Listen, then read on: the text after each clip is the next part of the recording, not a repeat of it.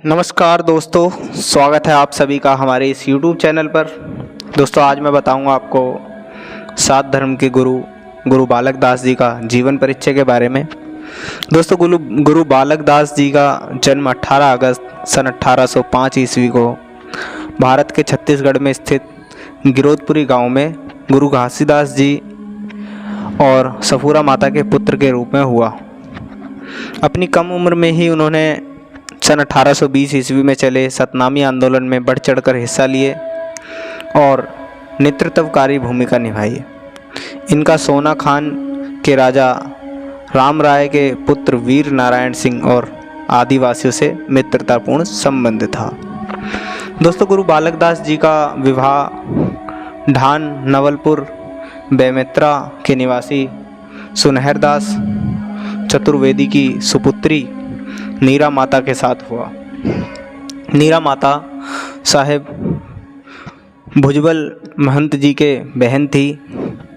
बाद में गुरुजी ने चितेर सिलवट के बेटी राधा संग भी विवाह किए। गुरु बालक दास जी और राधा माता से उनके पुत्र साहेब दास जी का जन्म हुआ और नीरा माता से गंगा व गलारा नाम की 2 पुत्री का जन्म हुआ। दोस्तों, इनके ऊपर गुरु घासीदास जी के विचारों का प्रभाव बचपन से ही पड़ा था।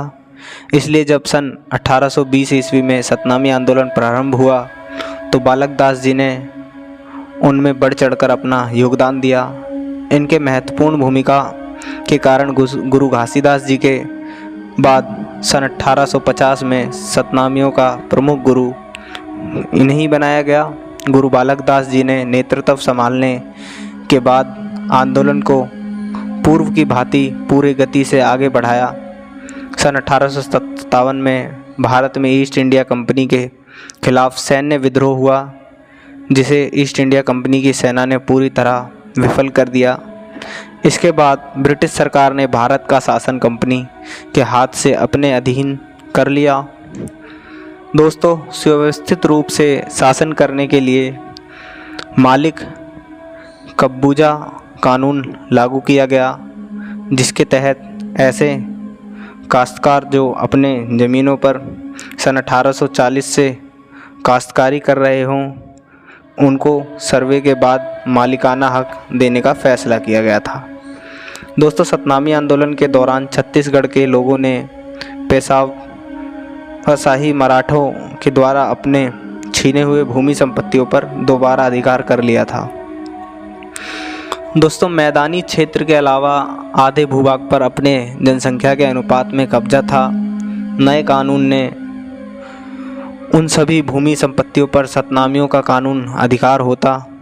कानून में यह भी प्रावधान था कि अगर कोई विवाद होता है तो उस क्षेत्र के मान्य मुखिया के राय को महत्व देते हुए निर्णय लिया जाएगा।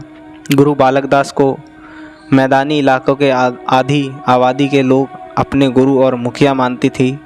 नए कानून प्रावधान से उनकी हैसियत किसी न्यायाधीश या राजा की तरह हो चुकी थी, इसलिए आमजन उन्हें राजा गुरु कहते थे। इसके अलावा उनका प्रभाव आदिवासियों के ऊपर भी था। सोना खान के आदिवासी नेता वीर नारायण से काफ़ी मित्रता संबंध था उनका।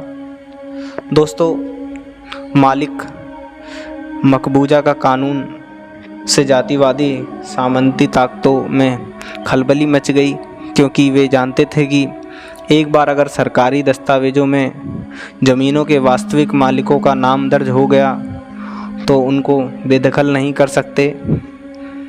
दोस्तों, वे गुरु बालक दास जी के रहते सतनामियों के विरुद्ध कुछ भी कार्यवाही नहीं कर सकते थे। छत्तीसगढ़ में किसी का साहस नहीं था कि कोई उनको ढेरी नज़र से भी देख सके। इसलिए सामंती तत्वों ने गुरु बालक दास जी के हत्या करने का राष्ट्रव्यापी षड्यंत्र किया। छत्तीसगढ़ से बाहर के अपराधी किस्म के लोगों को कहा गया कि छत्तीसगढ़ में एक आदमी की हत्या करनी है और यहाँ की हजारों एकड़ ज़मीन पर कब्जा करना है।